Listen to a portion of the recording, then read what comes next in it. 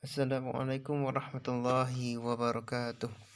Pada kesempatan kali ini saya akan mempresentasikan tugas UAS psikolinguistik, topik tentang dari manakah pengetahuan bahasa muncul. Silakan disimak penjelasan berikut ini.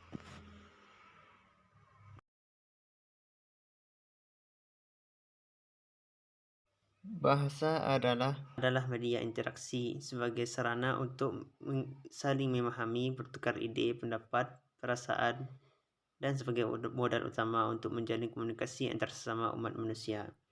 Bahasa juga merupakan ciri khas manusia sebagai makhluk yang berbahasa. Kemudian bagaimana kita memperoleh bahasa? Pemerolehan bahasa adalah proses yang berlangsung di mana otak seorang anak kanak-kanak ketika ia memperoleh bahasa pertamanya atau bahasa ibunya. Pemerolehan bahasa biasanya dibedakan dari pembelajaran bahasa. Pembelajaran bahasa berkaitan dengan proses-proses yang terjadi pada waktu seorang kanak-kanak mempelajari bahasa kedua setelah ia memperoleh bahasa pertamanya. Jadi, pemerolehan bahasa berkenaan dengan bahasa pertama, sedangkan pembelajaran bahasa berkenaan dengan bahasa kedua. Namun banyak juga yang menggunakan istilah pemerolehan bahasa untuk bahasa kedua, seperti Nur Hadi dan Rokan tahun 1990.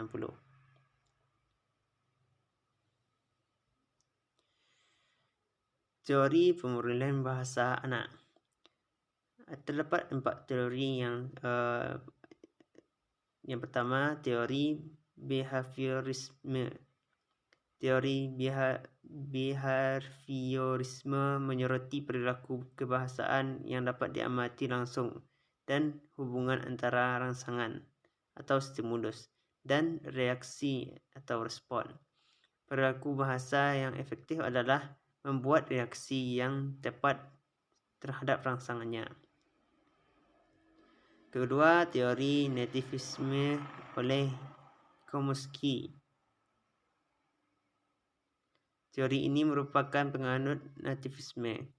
Menurutnya, bahasa hanya dapat dikuasai oleh manusia.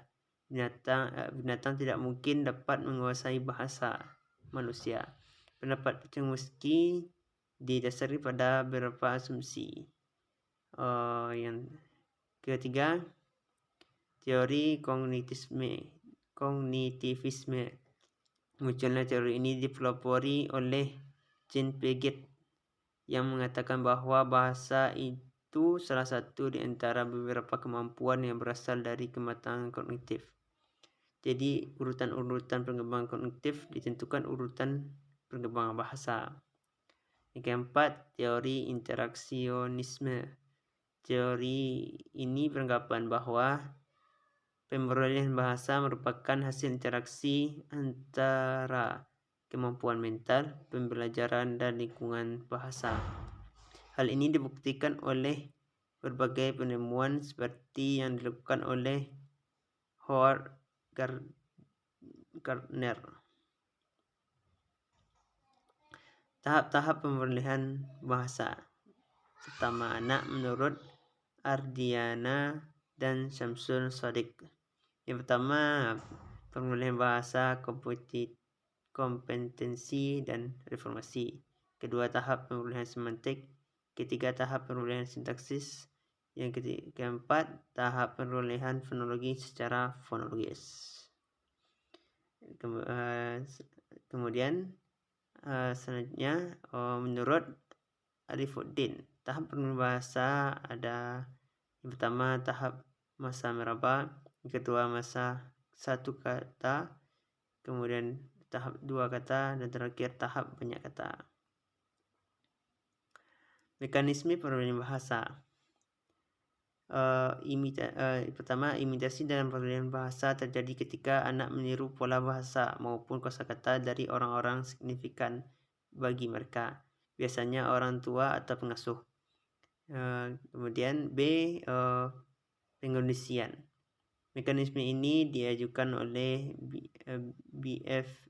Skinner mekanisme pengkondisian atau pembiasaan terhadap ucapan yang didengar anak dan diasosiasikan dengan objek atau peristiwa yang terjadi. Oleh kerana itu, kosakata awal yang dimiliki oleh anak adalah kata benda. C. Kognisi sosial. Anak memperoleh pemahaman terhadap kata semantik karena secara kognisi ia memahami tujuan seorang memproduksi suatu fonem melalui mekanisme atensi bersama ataupun produksi bahasa diperolehnya melalui mekanisme imitasi. Hipotesis pemerolehan bahasa. Pertama A. Hipotesis nurani. Hipotesis nurani lahir dari beberapa pengamatan yang dilakukan oleh para pakar terhadap pemerolehan bahasa kanak-kanak. Kemudian B. Hipotesis tabula rasa. Tabula rasa secara harfiah berarti kertas kosong. Dalam arti belum ditulis apa-apa. Lalu hipotesis tabula rasa ini mengatakan bahawa otak bayi pada waktu dilahirkan sama seperti kertas kosong yang nanti akan ditulis atau diisi dengan pengalaman-pengalaman. Yang terakhir C. Hipotesis kesemestaan kognitif. Kemudian bicara dari bahasa, terdapat aliran-aliran yang membahas tentang bahasa. Yang pertama mentalisme dan materialisme.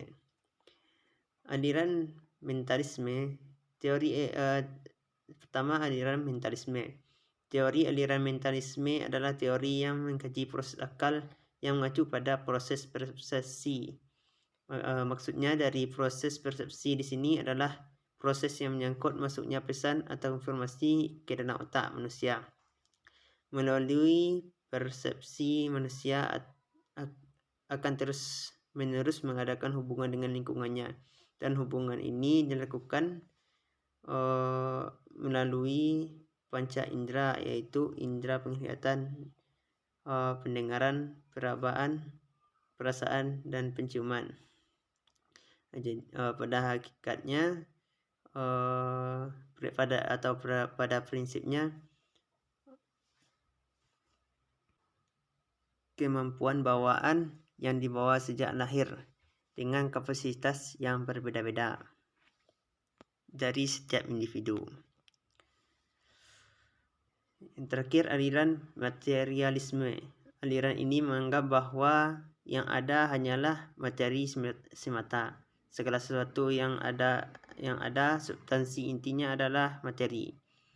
Materialisme juga tidak mengakui zat adikoordinat. Dengan begitu, materialisme adalah pandangan hidup yang mencari dasar segala sesuatu yang termasuk kehidupan manusia di alam di alam kebenaran semata-mata dengan menyampingkan segala sesuatu dan mengataskan alam indera. Jika kita kaitkan dengan bagaimana bahasa itu muncul,